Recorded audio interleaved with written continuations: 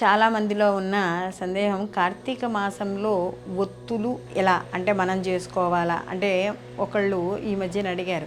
మేము బయట తెచ్చుకున్న ఒత్తులు ఎలా ఉంటున్నాయంటే ముట్టుకుంటే ఊడిపోతున్నాయండి, లేకపోతే ఎవరెవరో చేసినవి అవి స్టోర్స్లో పెట్టినప్పుడు కాలు కింద చేతుల కింద తొక్కుతున్నారు, లేకపోతే ఇష్టం వచ్చినట్టు పాడేస్తున్నారు, మరి అలాంటి వాటితో దీపాలు పెట్టవచ్చా అని అనుకున్నప్పుడు మనకి ఇంట్లో ఒత్తులు అంటే ఇప్పుడు 365 ఒత్తులు 1000 ఒత్తులు బయట కొనుక్కున్నా కూడా నిత్య దీపారాధనకి చేసే ఒత్తులు మాత్రం మనం చేసుకోవచ్చు.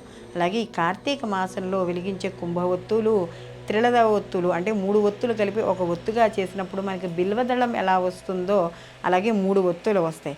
దాన్ని మజ్జిగ వేసి ఒక కాడ ఒత్తు అనేది వేస్తాం. అంటే దీన్నే మనం పువ్వొత్తు కాడొత్తు అంటాం. అంటే స్త్రీలు చేసినప్పుడు ఇక్కడ పువ్వొత్తు వేసినప్పుడు పువ్వులా తీసుకెళ్ళమని, అడ్డొత్తు వేసినప్పుడు 5వ తనాన్ని ఇవ్వమని మనం ప్రార్థించడం అనేది జరుగుతుంది. కాబట్టి ఇక్కడ మన చేత్తో చేసుకున్న ఒత్తులు కానీ మనం వేసినట్టు అయితే మనకి మన పుణ్యం మనకే వస్తుంది. బయట నుంచి కొనుక్కొని తెచ్చుకున్న ఒత్తుల్లో మనకి కొంత అశుభ్రంగా ఉండడం కానీ, లేకపోతే ఏవో మనకు అనుమానాలు ఉంటాయి, వాళ్ళు ముట్టుకున్నారో వీళ్ళు ముట్టుకున్నారో అలా. కాబట్టి సాధ్యమైనంత వరకు చేసుకొని ఓపిక ఉంటే మనం చేత్తో చేసుకున్న ఒత్తుల్నే మనం ఇక్కడ దీపారాధనకి చేయడం. అలాగే ఇది ఆవు నెయ్యితో చేయాలా లేకపోతే నువ్వుల నూనెతో చేయాలా అని కూడా కొన్ని సందేహాలు ఉన్నాయి.